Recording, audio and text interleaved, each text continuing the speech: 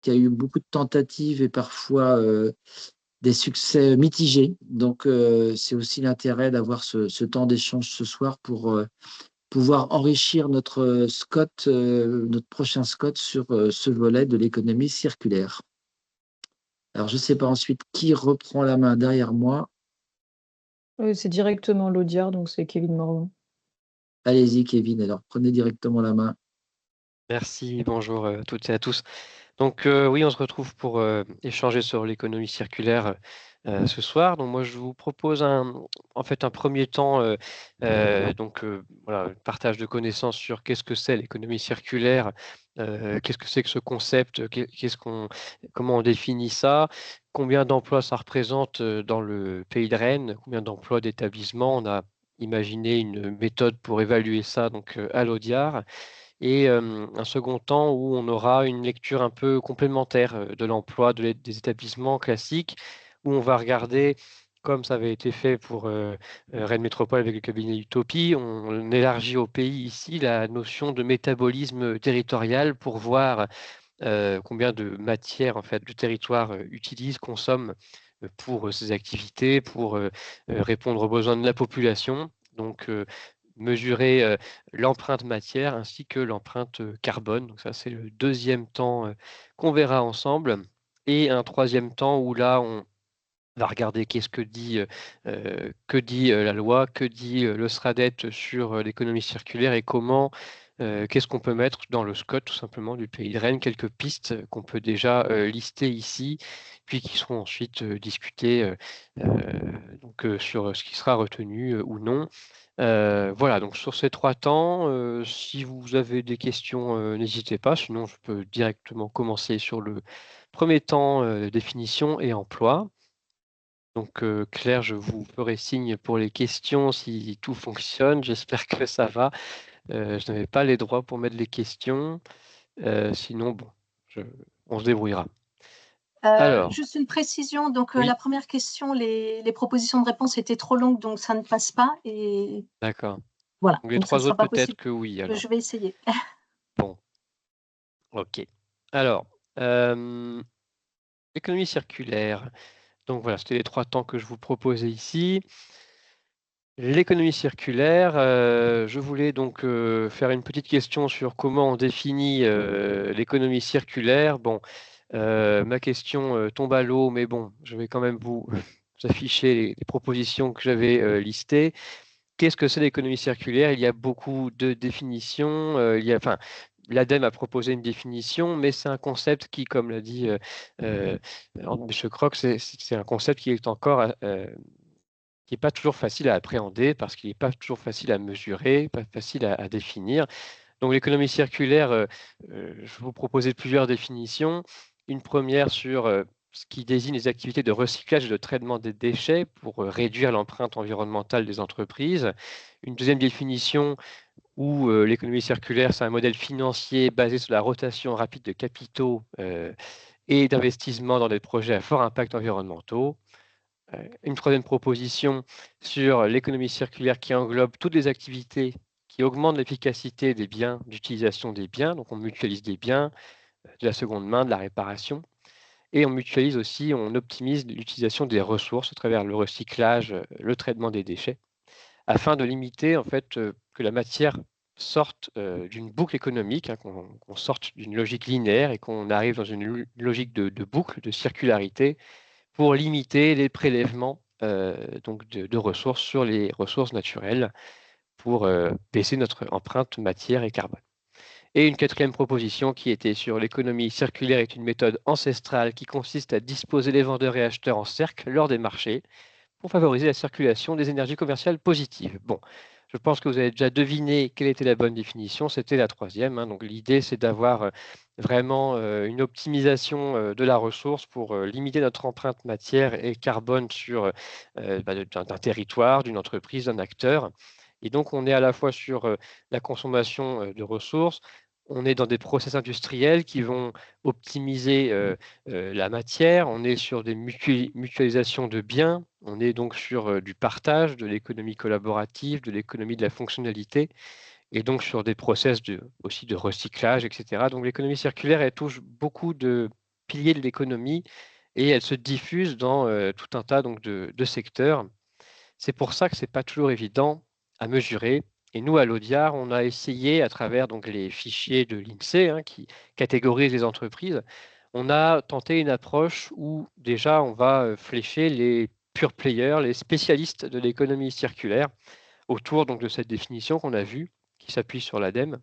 Et donc, on va avoir dans cette première proposition 4 grands secteurs sur les activités de réparation et de maintenance, sur l'économie de la fonctionnalité, la collecte, traitement de déchets et le cycle de l'eau. Ça, c'est les 4 grands secteurs qu'on peut facilement constituer grâce au fichier INSEE, au fichier emploi, en croisant d'autres sources. Et à l'échelle donc du pays, si on prend ces 4 grands secteurs, ça nous donne environ 6150 emplois équivalents temps plein dans l'économie circulaire du pays de Rennes. On est environ à 10 000 dans le département. Donc 6 000 emplois, c'est à peu près, grosso modo, 3%, un peu autour de 3% de l'emploi salarié privé du département, dans le pays de Rennes. Pardon. Donc 6 150 emplois, 1 900 établissements, et on a donc les grands secteurs qui sont affichés ici, avec, vous le voyez, un premier bloc donc, de réparation-maintenance, environ un tiers des emplois, environ une moitié des établissements. L'économie de la fonctionnalité, où donc, on a des loueurs de biens, des commerces d'occasion, c'est un quart de l'emploi, 30% des établissements. Puis le dernier grand bloc, c'est donc tout ce qui est traitement, valorisation de déchets. On est à un emploi sur 4 privés et 15% des établissements. Donc pour tout ce qui est traitement des déchets, cycle de l'eau, on a des gros établissements, on peut dire, des établissements qui ont parfois plus de 100, 200 emplois, donc qui structurent ces filières, forcément. C'est des installations assez importantes qui répondent à un besoin d'activité présentielle, qui répondent à une population qui augmente globalement assez fortement dans le territoire et qui donc représente un nombre d'établissements un peu plus faible, 16%, donc si je prends l'eau et les déchets, contre 36% d'emplois. Après, pour les autres secteurs, éco de la fonctionnalité, réparation, maintenance, on a des profils plus variés. On a beaucoup d'établissements qui peuvent être à la fois qui peuvent être dans le tissu urbain mixte, donc à la fois habitat et qui héberge aussi des activités économiques. Donc on a beaucoup plus d'établissements dans le territoire. C'est beaucoup plus diffus, beaucoup des établissements qui ont peu d'emplois par établissement. Si on regarde sur une carto rapidement, où est-ce qu'est l'emploi de l'économie circulaire dans le pays? Il est donc réparti de cette façon. Donc on peut voir à gauche toutes les activités hors réparation-maintenance. Donc on voit ici des grosses bulles en fait, qui montrent ces établissements qui concentrent l'emploi de l'économie circulaire dans les déchets, dans les traitements des eaux. Mais aussi dans l'économie de la fonctionnalité, on a quand même pas mal de loueurs d'équipements, de loueurs de biens dans le pays. Et à droite, on a tout ce qui est réparation, où là, on voit des tailles de cercles un peu plus petits, diffusés un peu partout dans le pays. On a une meilleure distribution territoriale de ce type d'activité. Et ce que je peux aussi dire, c'est que les zones d'activité économique concentrent quand même 85% de l'emploi. Donc c'est quand même un secteur d'économie circulaire qui est très présent en ZAE. Et 40% des établissements sont situés en ZAE. Voilà. Le tissu urbain mixte, on a environ 12% de l'emploi et 45% des établissements de l'économie circulaire. Donc ça montre le poids important de toutes ces entreprises unipersonnelles situées en tissu urbain mixte. Voilà, donc là, on a une autre lecture avec chaque point égale un établissement. Donc on voit que là, la répartition, elle est très, très diffusée dans l'ensemble du pays avec une concentration plus importante dans les pôles urbains, dans le tissu urbain mixte. À l'échelle donc du cœur de métropole, je fais un rapide focus parce que c'est quand même 56% de l'emploi de l'économie circulaire et 46% des établissements. Et là, on voit le poids des zones d'activité donc du cœur de métropole qui saute aux yeux avec donc tous ces employeurs qu'on voit nettement apparaître dans les taches rouges sur cette carte. Voilà, et donc en termes d'établissement, là, on voit aussi les établissements unipersonnels, les entreprises individuelles qui apparaissent nettement dans le tissu urbain mixte. Voilà, donc je voulais. Est-ce que une question ce coup-ci pourrait fonctionner sur les évolutions? Claire, est-ce que c'est possible? Oui, je vais essayer de mettre le lien dans la conversation pour la question. Question 2, oui, c'est ça.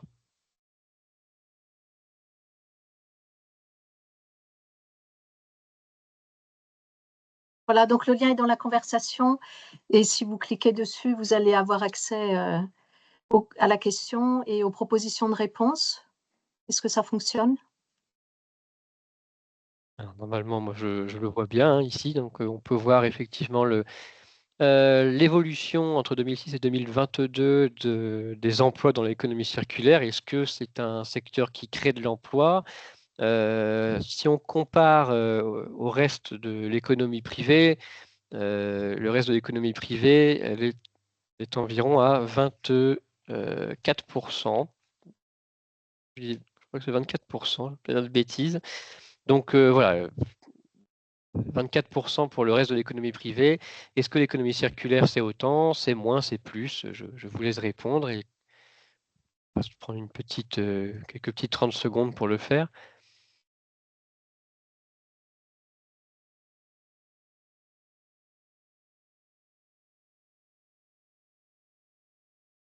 Voilà, je pense que Claire, les participants ont eu le temps de répondre. Est-ce que tu peux voir le résultat, comment ça fonctionne? Oui, donc, pardon. Oui, vous m'entendez? Donc, il y a Ouais. 40% des personnes qui ont répondu qui ont dit plus de 25% et 60% qui ont répondu plus 30%. Ok, c'est pas mal du tout. Pas mal du tout. Effectivement, l'économie circulaire, elle progresse bien en 16 ans. Elle progresse bien dans le pays de Rennes. Elle est en augmentation de plus 35%, donc 1600 emplois créés environ depuis 2006. Donc on est, oui, un peu plus de 10 points au-dessus du reste de l'économie privée. Donc c'est un secteur, plusieurs secteurs en croissance qui suivent en grande partie la population. Hein. C'est des besoins, c'est des activités, on va dire, présentielles surtout. Donc forcément, avec une démographie forte, c'est le type d'activité qui gagne des emplois, plus une prise de conscience environnementale, plus des exigences supplémentaires. Donc voilà, tout un tas de facteurs qui font que l'économie circulaire évolue dans le bon sens, plus fortement que dans les autres secteurs.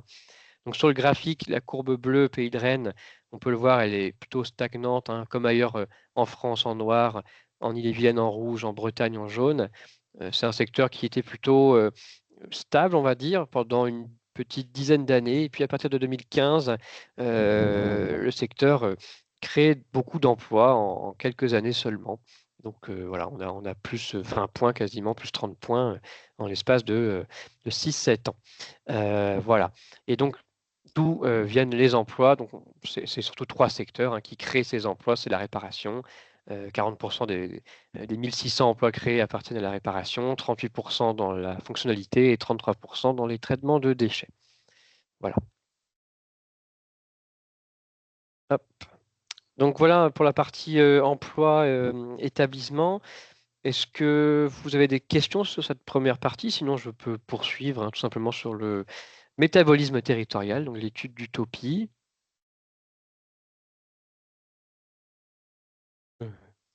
Je peux poursuivre dans ce cas. Alors, le métabolisme territorial, donc c'est une étude, comme je disais en introduction, donc qui a pour but donc d'observer un peu autrement comment fonctionne le territoire, comment on prélève les ressources, qu'est-ce qu'on consomme, et donc quel est notre impact matière et notre impact carbone. Donc le modèle d'utopie, c'est un modèle qui s'appelle Locanomics, qu'ils ont créé, qui territorialise l'empreinte matière et l'empreinte carbone. Et donc on va partir d'une lecture flux en euros, puis on va traduire ça après en emploi, et surtout, ce qui nous intéresse, en contenu matière et en émissions de gaz à effet de serre, en équivalent. Voilà, donc le modèle, il fonctionne de cette façon. On va regarder qu'est-ce qui est consommé localement, on va regarder qu'est-ce qui est consommé à l'extérieur du territoire, donc qu'est-ce qui est exporté. On va observer, compter qu'est-ce qui est importé, qu'est-ce qui est produit ailleurs. Donc en fait, le rouge, c'est ce qui est produit, le bleu, c'est ce qui est consommé, et ce qui est donc produit localement. Donc l'intérêt du modèle, c'est de territorialiser ce qui est consommé. Donc on va regarder la consommation finale, et donc ce qui est produit ailleurs mais consommé dans le pays de Rennes, on va compter les émissions dans le pays de Rennes. Ce qui est produit dans le pays de Rennes mais ce qui est consommé ailleurs, en France ou à l'étranger, l'impact carbone va être mesuré ailleurs. Donc on territorialise vraiment les besoins des acteurs.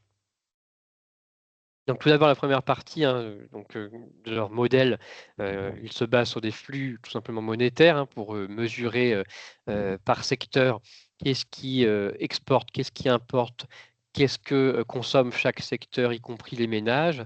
Et donc déjà, premier constat, la production locale, elle est d'environ 39 milliards d'euros. Donc sur une année, on produit pour 39 milliards d'euros donc de valeur marchande.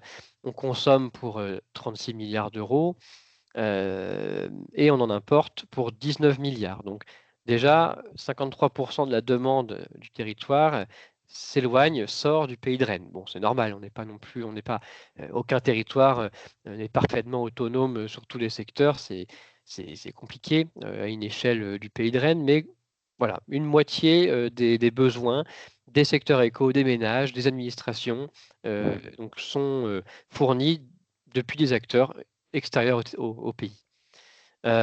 Et la production locale, elle exporte pour 22 milliards d'euros. Donc on fournit à des clients en dehors du pays pour 22 milliards d'euros. Donc on exporte un peu plus que l'on importe. Et donc la production locale alimente pour 17 milliards d'euros la demande locale. Donc des flux importants. C'est tout à fait normal. Et ici, d'ailleurs, des importations, c'est un tiers reste du monde, 2 tiers depuis le reste du pays. Donc, il faut aussi regarder c'est quoi les filières qui importent, quelles sont les importations qui sont faites depuis l'étranger. C'est surtout sur ces leviers-là, à l'étranger, et filières stratégiques qu'on peut peut-être améliorer un petit peu l'empreinte carbone du territoire. On va commencer donc, le deuxième temps de leur modèle, c'est l'empreinte matière. Donc, en termes de matière, en nombre de matières, bon, je crois que j'ai zappé une question claire, c'est pas grave, on fera la quatrième. L'apport total de matière pour que l'ensemble des acteurs donc fonctionnent et assez de matière pour produire leurs biens ou voilà, exporter, importer leurs biens. Donc, c'est 15 millions de tonnes par an. Voilà, l'ensemble des acteurs économiques consomme 15 millions de tonnes par an. On en importe 12,6 millions, donc 85% de la matière provient d'en dehors du pays, et 2,2 millions proviennent donc d'extraction locale. Voilà, donc ça, ces 15 millions, ensuite, ils sont donc retravaillés, consommés localement, ou bien exportés. 7 millions de tonnes sont ensuite exportées. Donc, on retient que seuls 15% des besoins en matière sont fournis par le territoire, qu'on a une empreinte de matière de 7,6 millions de tonnes, soit 13,6 tonnes par habitant.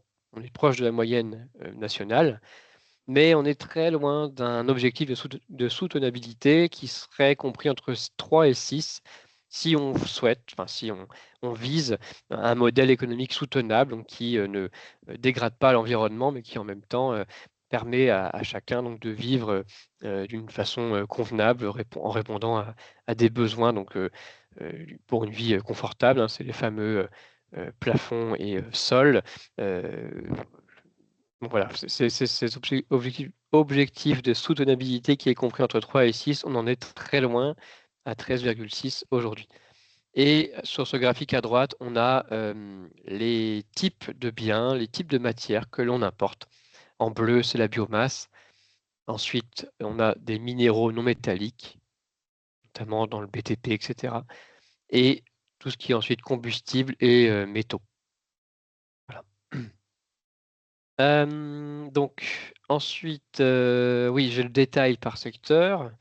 Sur ce bilan matière, qui c'est qui importe le plus en millions de tonnes? Eh ben, c'est en grande partie quelques secteurs en fait, hein, seulement 1, 2, 3, 4, 5, 6 secteurs, 5 secteurs concentrent les 2 tiers de l'empreinte matière du pays. Le BTP, c'est quasiment un quart en fait des matières qui sont consommées localement, hein. On n'est pas sur les importations, on est sur la consommation locale. Un quart quasiment, donc c'est des acteurs du BTP. 20% de la matière consommée par les acteurs locaux, c'est les industries agroalimentaires. Les industries agroalimentaires, voilà, il faut le rappeler, hein, c'est aussi le premier secteur industriel dans le département. Donc forcément, cette forte spécialisation et le profil de ces industries consommateurs de matière voilà, pousse en deuxième position ce secteur dans l'empreinte matière donc du pays de Rennes. Mais voilà, donc dans le pays de Rennes, cette industrie-là est fortement implantée. Ensuite, tout ce qui est santé, éducation sociale, donc ça, c'est en fait les administrations pour fonctionner ont aussi besoin donc d'apports de matière, hein. C'est une part non négligeable, hein, notamment dans la santé, où on a quasiment 10% de l'empreinte matière consommée. Et voilà, ensuite les autres secteurs, je ne vais pas tous les lister, mais c'est pour vous donner une idée donc des grands secteurs qui consomment beaucoup de matière localement. 7,6 millions de tonnes, 72% sont importés. Et donc les imports, on les voit ici, hein. Bon, le graphique, le tableau voilà, est un petit peu pas très agréable à lire, mais on peut au moins voir que les 3 premiers secteurs qui importent le plus, on retrouve l'agriculture avec beaucoup de biomasse importée et les industries agroalimentaires, puis le BTP. Voilà. Ensuite, je crois que j'ai une petite question sur l'empreinte carbone, Claire.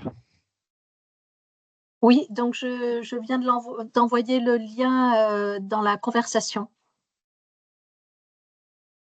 Merci.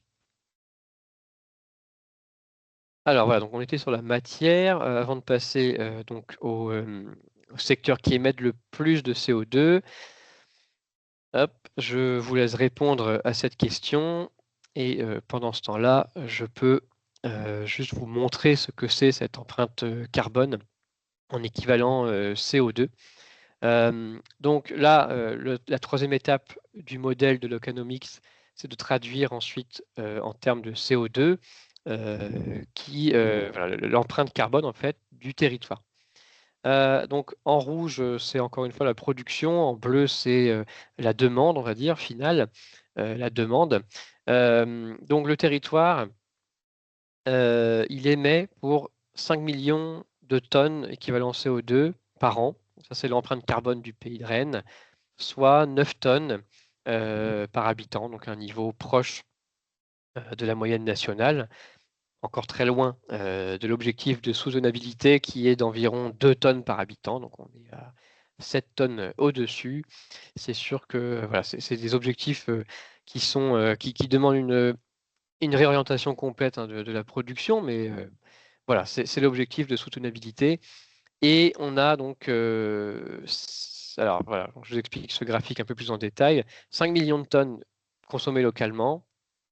On a 2,8 millions de tonnes émises par la production locale qui vont ensuite exporter une partie de leurs biens, donc consommer ailleurs. C'est pour ça qu'on voit ici 7,1 millions de tonnes qui sont exportées parce que la production du pays de Rennes est consommée ailleurs, elle est comptée ailleurs. Donc la production exportée représente 7 millions de tonnes qui pourraient être très bien consommées ailleurs en France ou dans le monde.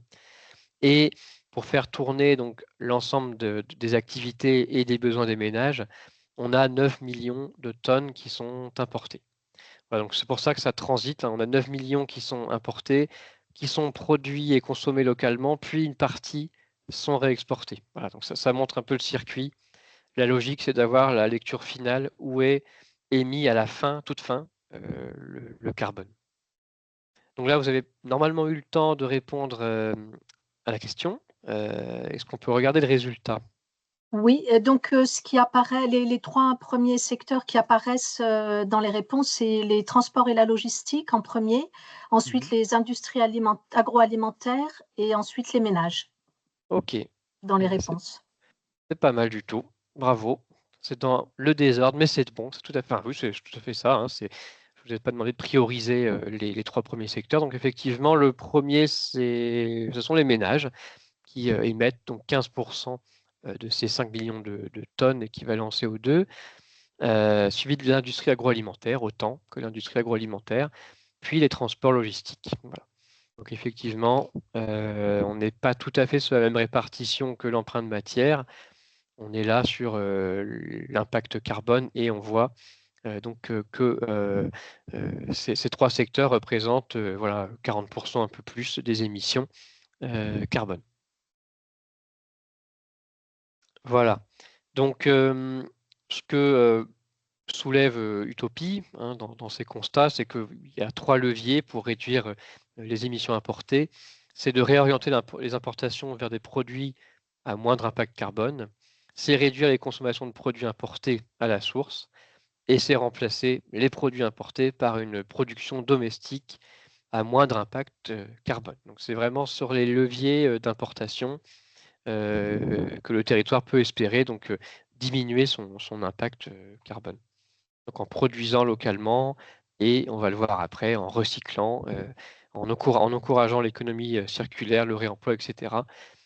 Pour diminuer toute cette empreinte carbone élevée.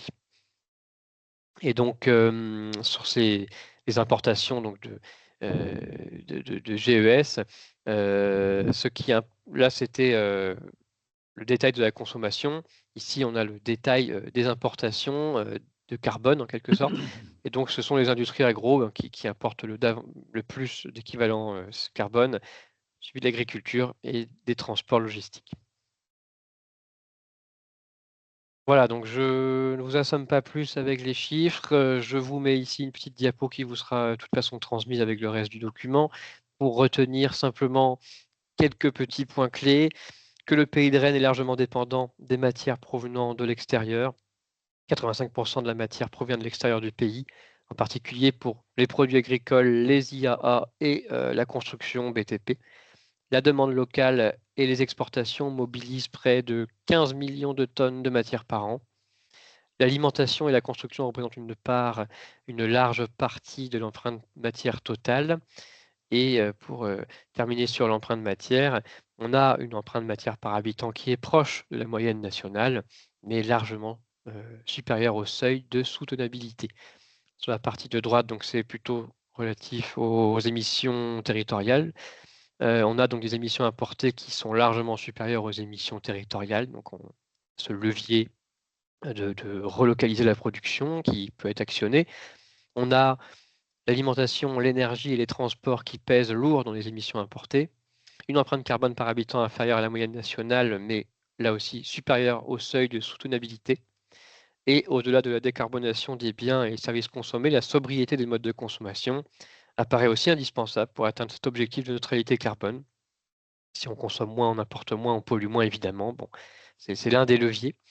Et négliger l'enjeu de réduction des émissions importées revient à passer à côté d'une large partie de l'enjeu climatique parce que certains modèles qui estiment l'empreinte carbone d'un territoire sous-estiment les émissions importées, ce que ce modèle intègre plutôt bien.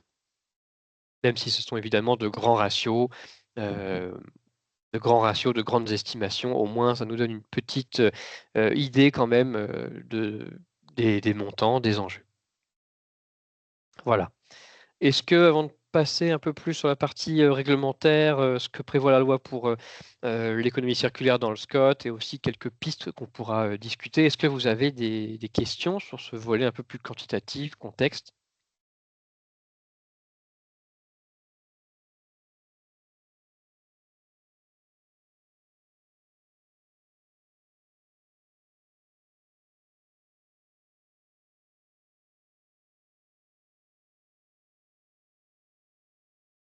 Eh bien, dans ce cas, je peux poursuivre sur l'économie circulaire et le SCOT, quelques leviers. N'hésitez pas non plus, Pauline, Laetitia, Claire, à m'interrompre, hein.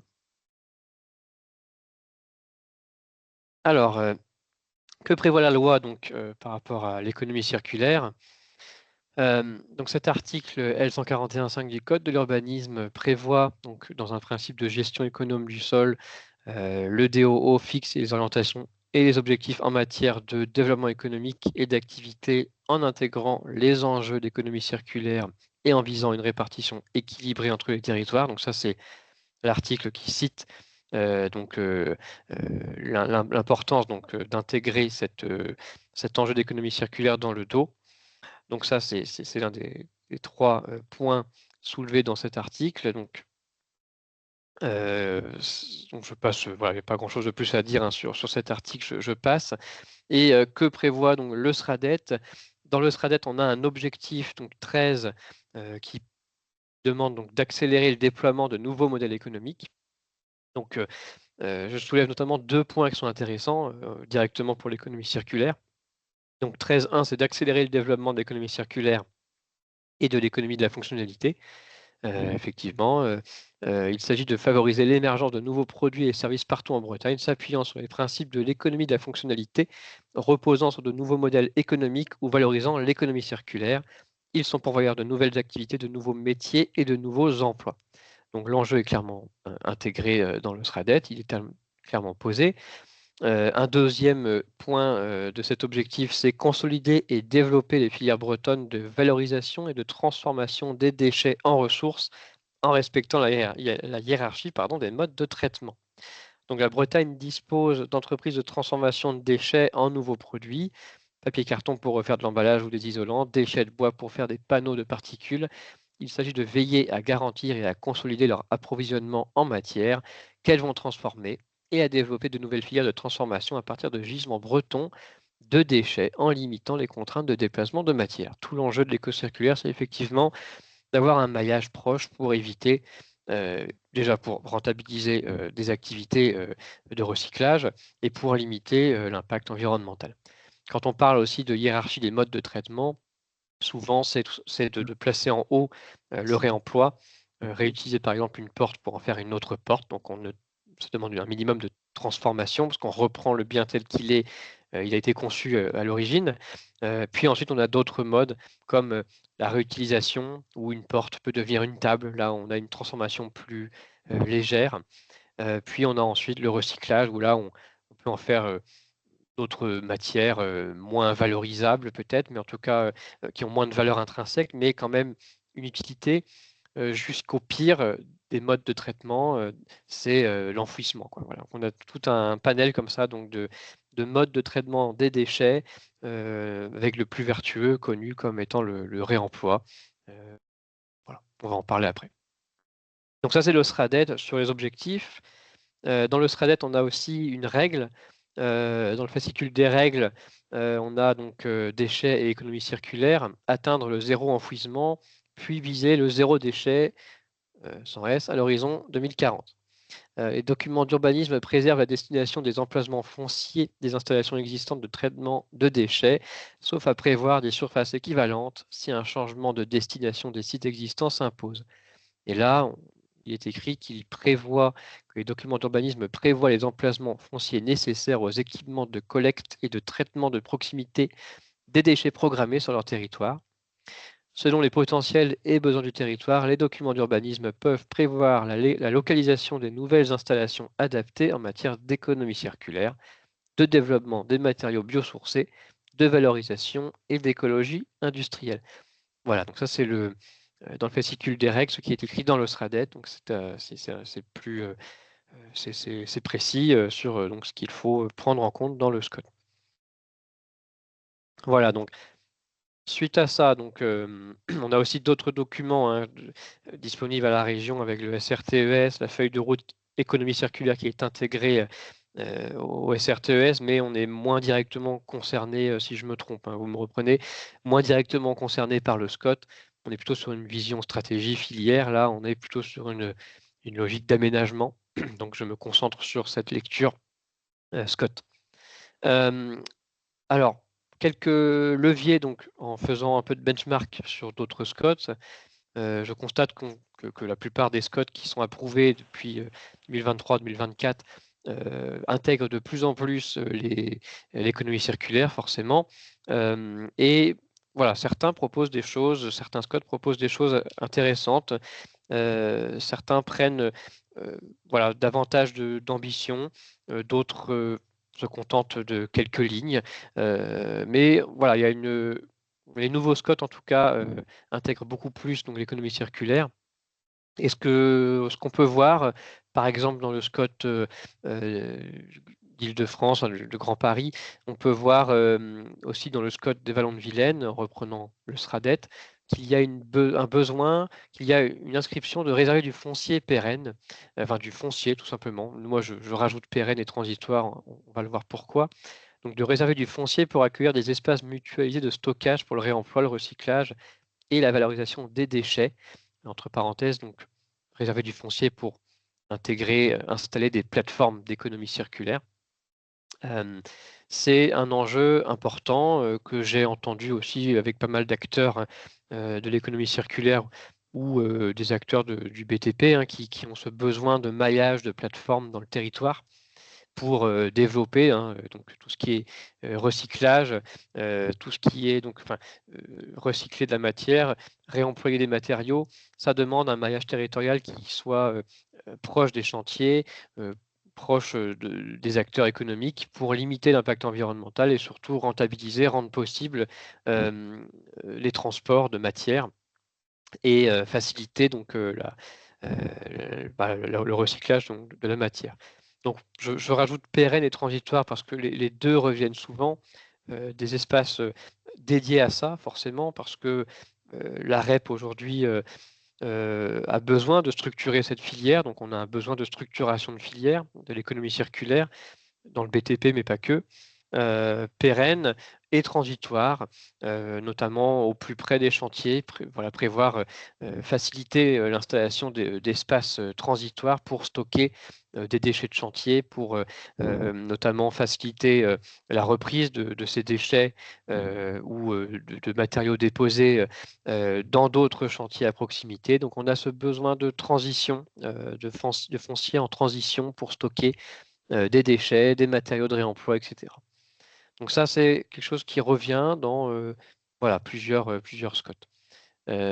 Ensuite, on a favorisé et organisé l'installation d'un maillage d'équipements dédié à la collecte, au traitement et à la valorisation des déchets dans l'ensemble du pays. Donc, points de collecte, de proximité, déchetterie, centres de tri et de transformation, ressourcerie, plateforme de compostage, méthaniseur. Donc, toutes filières confondues, on a ce besoin donc d'équipements. Donc là aussi, le SCOT du Grand Paris, le SCOT Seuil du Poitou mentionne ce besoin d'infrastructures de traitement qui doivent être pris en compte dans les documents d'urbanisme locaux. Notamment, par exemple, dans le Seuil du Poitou, il mentionne un équipement mutualisé de traitement des déchets, donc un besoin de mutualisation d'équipements. Voilà, ça c'est un deuxième point lié au foncier que j'ai pu relever. Alors, ensuite, on a rendre les zones d'activité plus circulaires. Là aussi, certains SCOT, comme le SCOT donc Biterrois, comme le SCOT Toulon, ici liste donc affiche, pardon, inscrivent voilà, directement les ZAE et mentionnent l'économie circulaire dans les ZAE. Par exemple, pour le SCOT donc du Biterrois, eh bien, on a la mention de plusieurs items avec des dimensionnements de ZAE. Donc, dans leur SCOT, ils ont imaginé apparemment 3 niveaux de ZAE, plus ou moins structurants. Et en fonction de la dimension de ces ZAE, il y a une liste d'items à respecter qui coche en quelque sorte la définition de l'économie circulaire. Donc, si on est une zone structurante, il faut remplir 3 critères. Par exemple, la collecte mutualisée de déchets, le partage d'équipements, des systèmes énergétiques mutualisés, une écologie industrielle et territoriale. Et si on est une zone un peu plus à plus faible dimension, on répond à un des critères. Voilà. Ça, c'est un truc que j'ai vu pour Scott Biterrois, qui est intéressant. Pour Toulon, qu'est-ce que j'ai vu? Ils inscrivent par exemple la synergie entre zones d'activité et territoires limitrophes, avec la possibilité, donc, pour les nouvelles implantations industrielles, d'étudier la nature des déchets et des coproduits valorisables, et la possibilité de valorisation sur place ou à proximité en lien avec les autres activités industrielles. Donc là, on a l'idée de prendre en compte, de tenir compte dans les zones d'activité, donc d'un système de synergie, de covalorisation de la matière qui est inscrit dans le SCOT de Toulon. Voilà. Et donc, nous, ce qu'on proposait, enfin, une des propositions, un des items possibles, c'est de soutenir l'implantation en ZAE d'activités d'acteurs de la réparation, du recyclage, du réemploi, de commerce spécialisé dans la seconde main. Et on note en particulier localement la mobilisation des acteurs de l'ESS, fortement mobilisés dans l'économie circulaire, qui ont aussi un rôle à jouer. Voilà, donc est-ce que je poursuis sur d'autres thématiques ou vous souhaitez réagir? Comment vous voyez les choses peut-être au pays? Est-ce qu'on attend la fin de la présentation?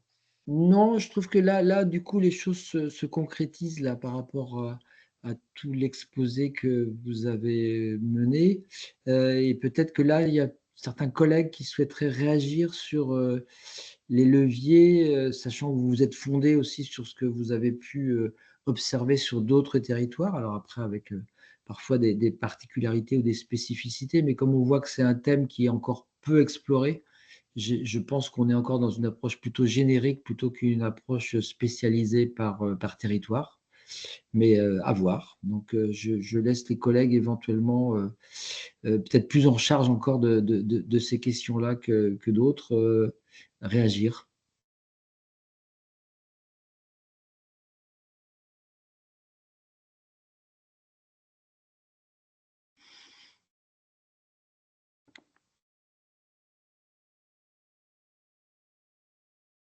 Non, pas de réaction. Moi, je veux bien engager un débat autour des systèmes énergétiques mutualisés.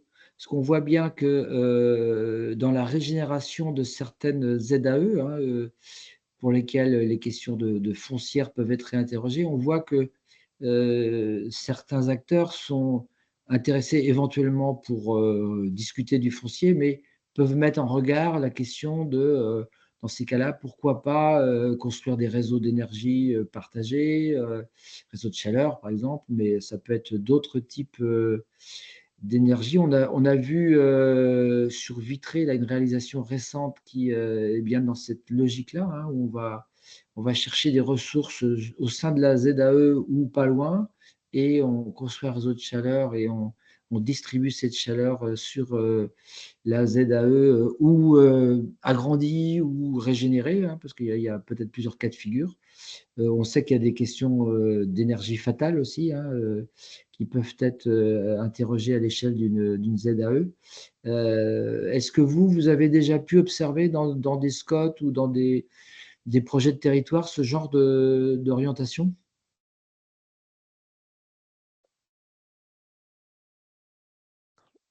Je ne sais pas si vous... Je vais vous poser la question à moi ou à vos collègues, Monsieur Croc. À vous. Oui, à moi, oui, plutôt, bien sûr. Oui, bah, c'est vrai que dans ces Scots-là, à part le Biterrois ou bien peut-être Toulon, j'en ai pas encore vu beaucoup qui citent ces systèmes énergétiques mutualisés. Après, on a certains Scots, peut-être sur des territoires plus petits, où des projets d'écopôles sont clairement cités. Certains voilà, imaginent des ZA spécialisés écopôles et avec donc une volonté forte de synergie, de système énergétique. Mais voilà, sur la dizaine, quinzaine de SCOT récemment approuvés, assez peu encore parlent de ces systèmes énergétiques mutualisés et de ce que vous avez pu évoquer. En tout cas, il y a une expérience assez convaincante sur Vitré Aglo, hein, sur le sujet. D'accord. Ça vaudrait le coup de la regarder. Je sais que l'ADEME Pays de Loire a conduit une étude aussi de cette nature, hein, plutôt sur un angle énergie fatale, donc une énergie perdue, hein, mais qui, dans certains cas, alors c'est pas toujours simple. Donc il y a un peu de données disponibles. Vous pourriez la récupérer D'accord. éventuellement auprès de l'ADEME. Merci. Est-ce qu'on peut inscrire autour du SCOT là, les productions d'énergie, genre méthanisation, centrales photovoltaïques, éolien, enfin Alors là, on est plutôt sur comment le déchet de l'un devient la ressource de l'autre. Donc, une forme d'économie Oui, oui. qui valorise en fait ce qui serait jeté. Sinon, la chaleur, parfois, elle est perdue, hein. Une partie de la chaleur venant d'une source primaire, elle est une bonne partie. Enfin, l'exemple qu'on donne le plus souvent, c'est la voiture, hein. Une voiture, quand ça roule, ça crée de l'énergie mécanique, mais ça évacue aussi beaucoup de chaleur, en fait, par le pot d'échappement, par le ventilo du radiateur, etc. Donc, on a plein d'activités où, en fait, on perd une partie de cette chaleur.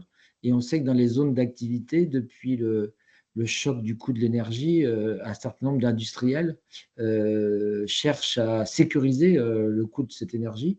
Et si ça peut être sécurisé dans un réseau local où on a une maîtrise de la ressource et on est dans un écosystème qui partage en fait cette ressource et aussi assure une économie pour sa pérennité, parce que c'est des engagements de moyen et de long terme, hein, dans la mesure où il faut souvent investir collectivement, hein.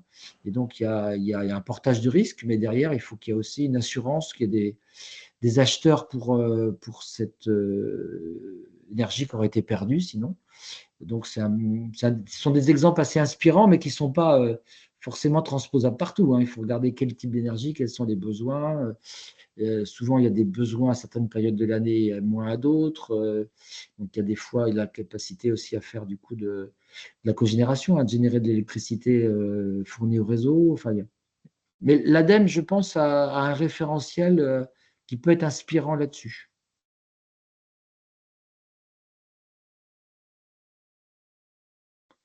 Je ne sais pas si, Jacques, j'ai répondu à ta question, mais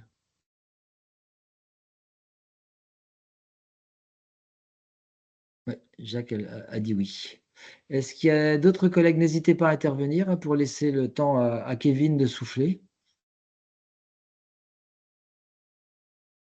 Non, c'est bon, ben on vous laisse continuer alors. J'ai assez soufflé, merci. Alors, donc, voilà, d'autres pistes, d'autres leviers que j'ai pu lire. Par exemple, dans le SCOT Sud de Loire, donc ils inscrivent dans le SCOT donc, le souhait, l'ambition de limiter la production de déchets. Donc eux, ce SCOT a par exemple mentionné encourager l'ensemble des initiatives locales qui visent une économie circulaire des déchets, inscrire le territoire dans la démarche des 3 R, réduire, réutiliser, recycler. Ils évoquent aussi donc un autre Scott encore, le Grand Douaisis, si je prononce bien, qui souhaite développer le modèle de l'économie de la fonctionnalité et de la coopération. Donc là, on parle aussi donc de sobriété, hein, de mise en partage des biens, donc en quelque sorte un sous-secteur de l'économie circulaire, hein, donc l'économie de la fonctionnalité. Dans le SCOT donc de Grandouésie, développer la consommation des produits du réemploi et des matières premières secondaires issues du recyclage. Donc là, ce sont voilà, donc c'est des mesures qui sont écrites, hein, dans ce SCOT. Donc je reprends ici pour exemple. Et on a aussi donc quelques autres items sur encourager le tri, augmenter les capacités du tri du territoire. Donc, sont en quelque sorte structurer davantage la filière, la faire donc monter en capacité donc de tri, de recyclage. Donc le souhait, l'encouragement donc du tri systématique des déchets, d'augmenter la capacité de tri, de recyclage, de mobiliser, animer une plateforme en ligne besoin ressources. Alors, c'est peut-être moins l'angle du SCOT, mais ils ont quand même écrit dans ce SCOT-là. Donc, c'est l'idée d'avoir davantage de connaissances sur les gisements de matières disponibles, les gisements secondaires, on dit. Tout ce qui est secondaire, c'est-à-dire ce qui provient de chantier, par exemple. On parle beaucoup d'économie circulaire dans la construction parce que c'est l'un des leviers sûrement les plus actionnables. Donc, apporter à travers des plateformes faciliter le lien entre la production, ceux qui produisent les déchets, ceux qui en ont besoin, et installer donc des outils, des plateformes en ligne et des plateformes très concrètes qui stockent ces matières en transition. Voilà, donc c'est structurer, organiser une filière dans le respect de la hiérarchie des modes de traitement. C'est aussi inscrit d'ailleurs dans le PRPGD de la région, le plan donc, de gestion des déchets, hein, qui affiche ici cette ambition donc, d'encourager la hiérarchie des modes de traitement des déchets. Voilà, donc là, je passe peut-être un peu plus rapidement sur ces points. N'hésitez pas là aussi à réagir, hein, si vous souhaitez compléter.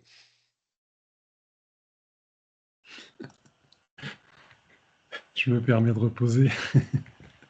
Alors là, c'est une question tout simplement parce que qu'est-ce qui est de l'ordre du SCOT ou qu'est-ce qui est de l'ordre des EPCI? Je suis étonné que encourager, augmenter, enfin organiser organiser les mises en œuvre, ce soit dans le cadre du SCOT. Mais tant mieux si ça l'est, hein.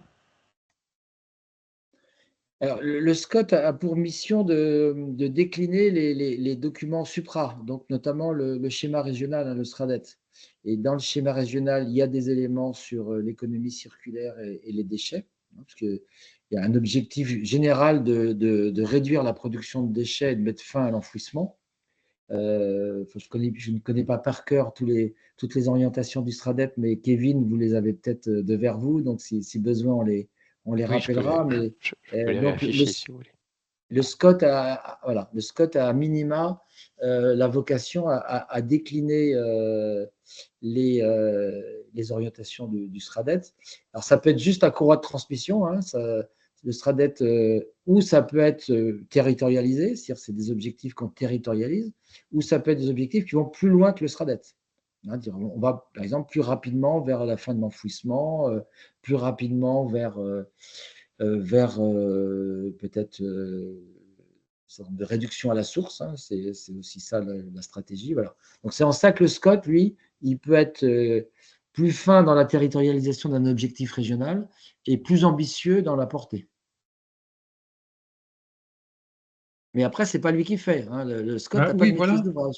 Ah ben, mais c'est vrai comme ça pour le foncier, pour l'eau, pour tout, hein. Le SCOT ne fait pas lui-même et il demande aux EPCI de faire. Alors faire soit dans des documents de planification, soit dans des politiques, hein, des politiques publiques. Et les EPCI ont bien la compétence déchets, hein. Oui, j'entends bien. Mais par exemple, pour le logement, on va pouvoir mettre des conditions pour mettre du logement dans un endroit. Pour des entreprises, des conditions pour mettre des entreprises dans un endroit. Là, je ne vois pas trop ce que le SCOT va définir. Bah, dans les exemples que tu donnes, oui et non. C'est-à-dire qu'on peut définir, par exemple, des règles d'extension urbaine. On peut définir des localisations privilégiées d'activités économiques, par exemple. Mais au final, c'est bien l'EPCI qui fait. C'est-à-dire c'est Bien sûr. l'EPCI qui mène sa politique et adapte son PLUI en fonction de ce que dit le SCOT, mais aussi de ses besoins, du coup. Donc, c'est le croisement entre les deux. Là, on est à peu près dans la même logique, hein.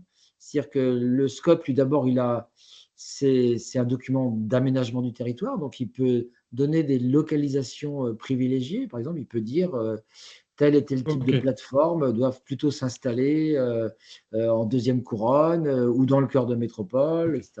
Et puis, il peut décliner les objectifs du SRADET sur la limitation de la production et sur le tri et l'augmentation des capacités de tri.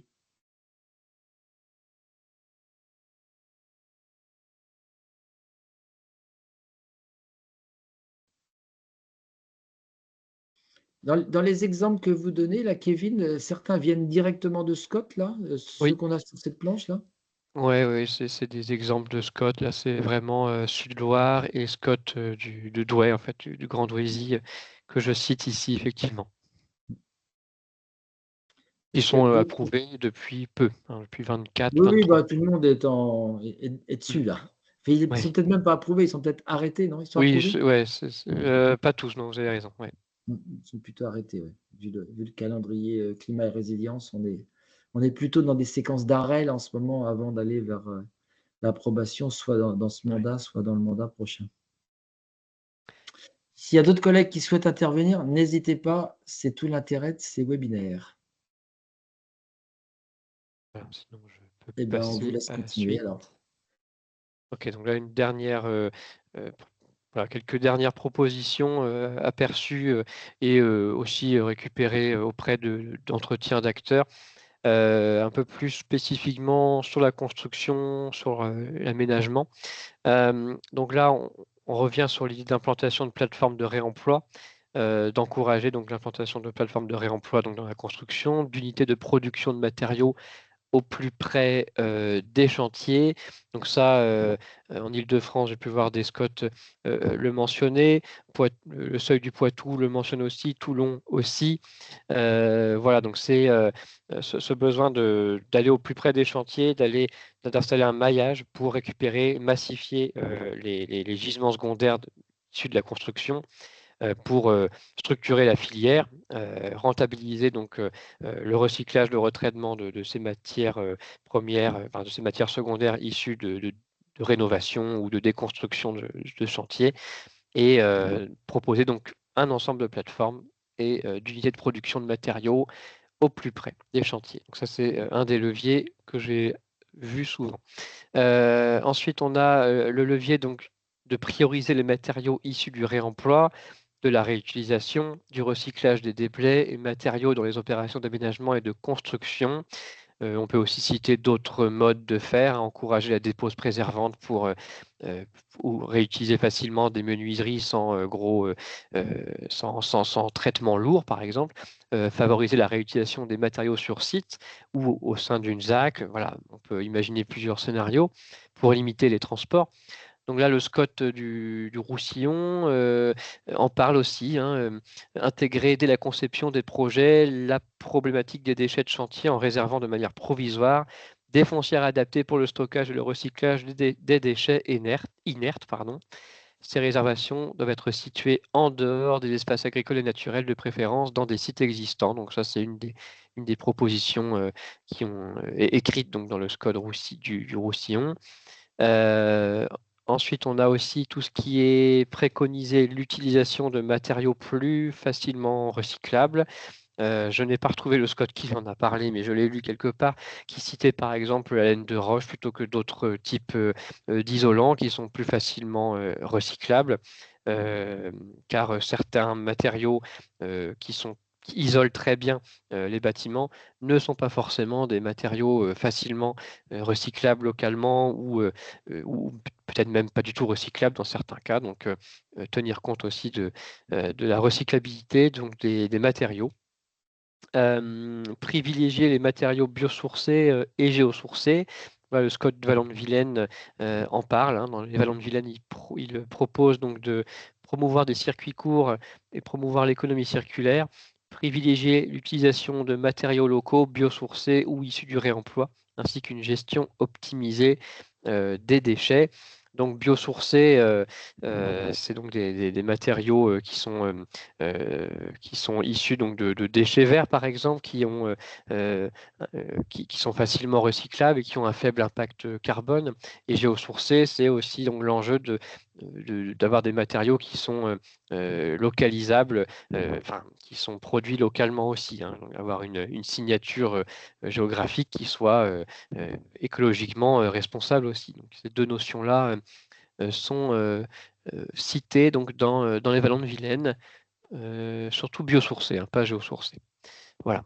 Et une dernière proposition, c'était prévoir l'évolutivité et la réversibilité des bâtiments, c'est-à-dire anticiper les changements de destination, les reconfigurations de bureaux en logement ou en d'autres bureaux plus petits. C'est imaginer donc des bâtiments qui soient plus facilement reconfigurables. Je n'ai plus le nom du Scott, mais je pourrais le retrouver. Celui qui en parle, je pourrais vous le retrouver. Voilà, donc ça c'est en Merci, Kevin. particulier construction. Ouais, j'avais un Merci. petit doute quand même sur privilégier les matériaux biosourcés et géosourcés. Parce que dans les explications que vous donnez, il y a par exemple le recyclage qui devient vous voyez, typiquement, quand on recycle des vieux vêtements en isolant, là, effectivement, on peut penser qu'on est dans de l'économie circulaire. Par contre, un matériau biosourcé comme, je sais pas, du chanvre, par exemple, ou du lin ou autre, Oui, oui, oui, qui arrive en construction, on n'est plus vraiment dans l'économie circulaire. On est plutôt c'est vrai. dans une nouvelle forme de filière de production d'isolants. Ce C'est n'est vrai. pas tout à fait C'est la vrai. même chose que C'est la pas forcément recyclé. réutilisation de quelque chose qui serait devenu un déchet, mais qui devient une ressource. Oui, c'est vrai. C'est vrai que le biosourcé peut en partie venir de déchets verts, mais pas que. C'est vrai. C'est vrai que c'est bien, faut le J'en préciser. connais même Mais pas il y en a très vraiment. peu, hein. Je suis J'ai pas pu. sûr. Alors, pour ceux Ouais, qui me connaissent déjà, le déchet vert n'existe pas, ça n'est qu'une ressource, oui, oui. parce que ça, c'est entièrement recyclable et valorisable. Donc, c'est une ressource verte, végétale. Par contre, il y a effectivement, on sait que les textiles peuvent être transformés en isolant. Le papier, on peut le transformer en isolant. Alors, en le chargeant pas mal en borate, mais ce qui du coup complique sa réutilisation future, etc. Mais je trouve que là, cette phrase, elle est intéressante, mais il faudrait peut-être la retravailler, la recontextualiser plutôt dans le cadre de l'économie circulaire, si c'est vraiment ça l'angle. Ok, je note. Alors, je vois terre crue, je ne suis pas sûr que ce soit strictement de l'économie circulaire, sauf si cette terre crue, elle vient d'un chantier, mais je crois que c'est le cas dans l'exemple qui était donné dans le chat là. Mais si on l'extrayait à un endroit pour l'utiliser à un autre, on ne serait pas vraiment dans l'économie circulaire, on serait dans l'utilisation d'une ressource. Par contre, sur un chantier, la mettre de côté pour pouvoir la réutiliser à proximité, dans ce qui se fait dans certains nouveaux quartiers. Et je crois que c'était le cas à Chaval. Je crois que c'est une terre qui a été décapée lors du terrassement et mise de côté.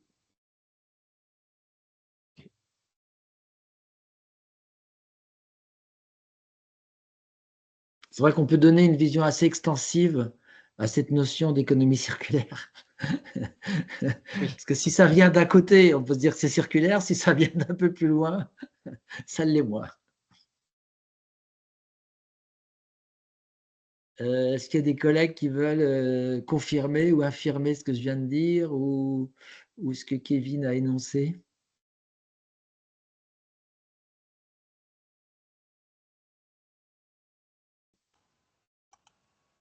Bah, d'une certaine façon, l'économie circulaire, c'est tout ce qui n'est pas l'économie du jetable, puisque l'économie, c'est des échanges. Donc ça circule si on ne jette pas, si on n'enfouit pas ou si on...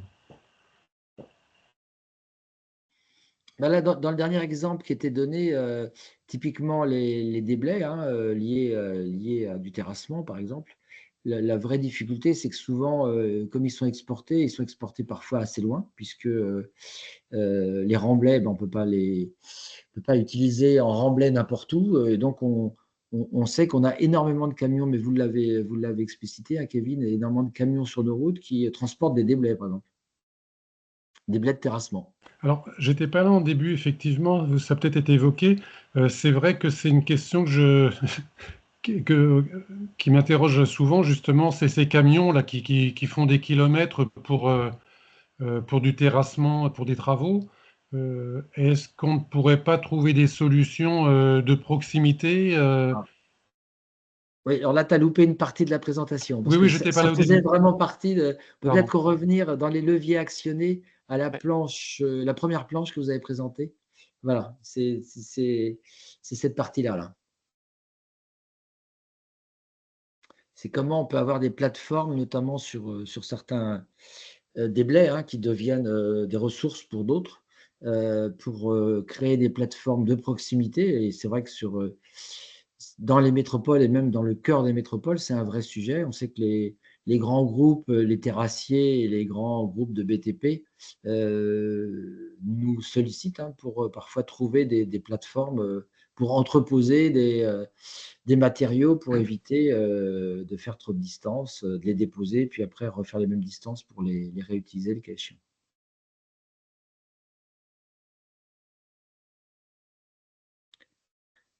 Mais bon, pour C'était la l'instant, dernière planche, Kevin. pour l'instant, Oui, ça ne coûte c'était la pas très dernière. cher par rapport aux travaux qui sont en jeu, quoi. C'était votre dernière planche, Kevin, celle qu'on Pardon. avait sous les yeux là, tout à Oui, vous l'heure. m'entendez. La Oui, troisième. c'était la dernière, donc si je reviens Ouais, la dessus, troisième, voilà. c'était celle-ci, oui, tout à fait. Bon, est-ce qu'il y a des collègues qui ont des commentaires à faire? Est-ce ils y ont trouvé de l'intérêt? Ouais, c'est bon. Côté pays, je ne sais pas si Laetitia ou Pauline ou Claire, vous souhaitiez ou Samuel? Non, pas de commentaires. Donc on peut se quitter là-dessus. Ça renvoie donc pour les collègues qui suivent plus particulièrement les travaux d'évolution là, du SCOT et en particulier du projet d'aménagement stratégique du PAS et du DO, d'injecter une partie de ces éléments de réflexion dans ces documents en préparation. Je ne veux pas forcément avoir le mot de la fin. Je ne sais pas s'il y avait autre chose à dire. Je ne sais pas si Samuel ou Pauline ou Claire, vous souhaitiez, je vois des caméras d'allumées, si vous souhaitiez en dire plus. Non, pas Non, Quitter pas les équipes. particulièrement. Pas particulièrement. Ben, vous vouliez dire merci. Merci pour tous ceux qui ont participé. C'est important aussi de le dire. Merci Laetitia. Je vous remercie pour l'écoute en tout cas. Et En tous les donc, cas, merci Kevin pour la qualité de votre présentation et du support d'échange. Et donc, Merci. ces deux webinaires, hein, le webinaire sur la multifonctionnalité des sols et celui-ci sur l'économie circulaire, les liens sont envoyés aux participants pour Ouais. les revoir, pour les partager. Et je n'ai plus en tête si on en a reprogrammé d'autres. Je Non. crois pas. Hein. Bon, Non. on verra au fil de l'eau si on en ressent le besoin sur d'autres sujets. Mais là, comme je vous le disais, on est dans la phase productive là. Donc on écrit et on arbitre sur des rédactions, sur des propositions. Et donc c'est ce qui va nous occuper dans les semaines qui viennent, jusqu'à l'été là. C'est bon pour tout le monde?